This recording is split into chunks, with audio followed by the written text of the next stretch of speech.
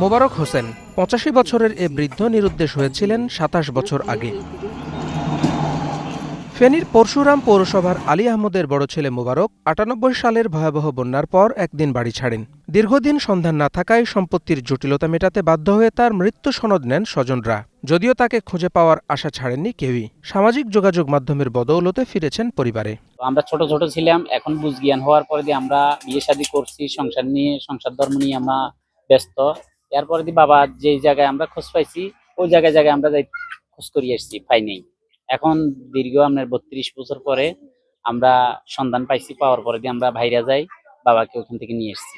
এ ঘটনায় চাঞ্চল্য তৈরি হয়েছে এলাকায়। মোবারককে দেখতে এ বাড়িতে ছুটে আসছেন এলাকাবাসী। বাহারুদ্দিন নামের এক ওসির সাথে দেখা করতে গিয়ে ঘর থেকে বেরিয়েছিলেন। যাওয়ার সময় ওনার মেয়েকে বলেছিলেন যে আমি ওসিতে বদলি হয়ে যাচ্ছে, আমি একটু দেখা করে আসি। এই যে গেলেন, আর পরে কোনো আর হদিশ নাই। উনি দীর্ঘ ৩৩ বছর নিখোঁজ ছিল।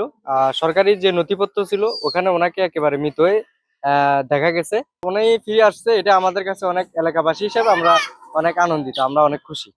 যুবক বয়সে সংসার ছাড়া মোবারক এখন মৃত্যুর প্রহর গুনছেন। সন্তানরা বাবাকে হয়তো দাফন করতে পারবেন, এটিই বড় প্রাপ্তি।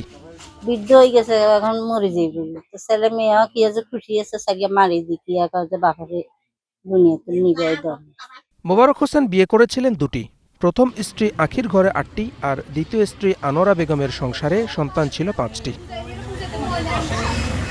Desk report, star news.